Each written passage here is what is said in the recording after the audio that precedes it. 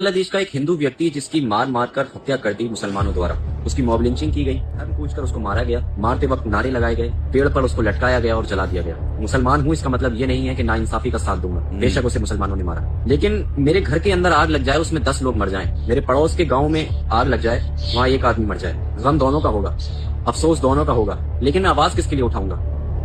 मैं ज्यादा परेशान किसके लिए होऊंगा? अपने लिए या उसके लिए? बेशक उसके साथ नाइंसाफी हुई, लेकिन मेरे घर के अंदर जो आग लगी उसका क्या? मेरा नासिर, मेरा भाई जुनैद, तबरेज अंसारी, मौलाना असद रजा, मोहम्मद इजराइल, मोहम्मद अर्तजा, शाहरुख चौहान, हाफिज सुहेल, हाफिज समीर, हाफिज सलमान, खालिद अंसारी, इमरान इस्माइल पटेल, आसिफ मजीद कुरैशी, रजब आलम, इमरान उल हक रहमान, अब्दुल बशर, बेदाना बीवी, अब्दुल समीर, सादिक और शौकत अली और ऐसे हजारों नाम जिनको मीडिया कवरेज नहीं मिला, जो नाइंसाफी के कमरे के अंदर दफन कर दिए गए। आपने सुने कभी ये नाम?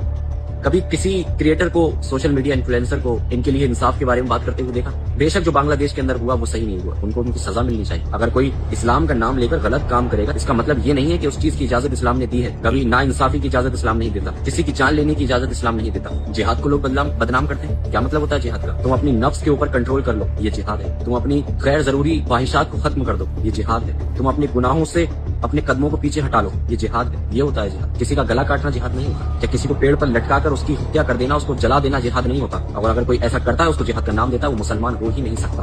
कौन इन लोगों का इंसाफ दिलवाएगा? तबरेज अंसारी को इंसाफ मिल गया क्या? बिल्किस बानो को इंसाफ मिल गया क्या? बिल्किस बानो के बलात्कारियों को जब जेल से निकाला गया तो उनकी माला डालकर, उनके गले में माला डालकर उनका स्वागत किया गया। ये इंसाफ की बात करते हो तुम मुझे सिखाओगे कि मैं हिंदुस्तानी हूँ कि नहीं? तुम मुझसे सबूत मांगते हो। ये कुछ फाड़े के टट्टू, नफरती चिंटू देश के अंदर नफरत फैलाते हैं, हिंदुओं को, मुसलमानों को आपस में लड़ाने का काम करते हैं, उनके दिलों के अंदर नफरत पैदा करते हैं, और लोग सर्टिफिकेट मांगते हैं हमसे हिंदुस्तानी होने का। और अभी कुछ ही दिन पहले केरल के अंदर एक व्यक्ति जिसका नाम था राम नारायण बघेल, उसको मारा गया सिर्फ इसलिए जब उससे किसी ने पूछा कि क्या तुम बांग्लादेशी हो? जज्बात में आकर कह दिया हाँ, उसको नहीं समझ में आया, सिर्फ इतना कहना था, और वहां के लोगों ने उसको इतना मारा, खत्म हो गया। हालांकि वो हिंदू था।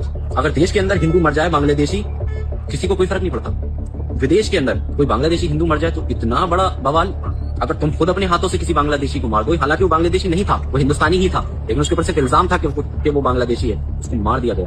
तो बांग्लादेश के अंदर उसको मार दिया गया, उसके ऊपर ये इल्जाम था कि तू हिंदुस्तानी बांग्लादेशी के इल्जाम पर मार रहे हैं और बांग्लादेशी हिंदुस्तानी के इल्जाम पर मार रहे हैं। बस ये गेम खेलते रहो। आज अगर मैं अपने भाई के लिए आवाज नहीं उठा सकता, अपने एक साथी के लिए आवाज नहीं उठा सकता, अगर मैं अपने एक हिंदुस्तानी के लिए आवाज नहीं उठा सकता, मैं अपने आप को एक देशभक्त कहता हूँ, मैं अपने आप को एक क्रिएटर कहता हूँ, लोग मुझसे इन्फ्लुएंस होंगे, लोग मुझसे सीखेंगे। क्या सीखेंगे? नाइंसाफी। क्या सीखेंगे? अगर मैं किसी के हक में आवाज नहीं उठा सकता तो क्या फायदा मेरा? अगर मेरे मुंह के अंदर जुबान है तो मैं हक बात नहीं कह सकता। अगर किसी की मॉब लिंचिंग की जा रही है, उसको मारा जा रहा है धर्म के नाम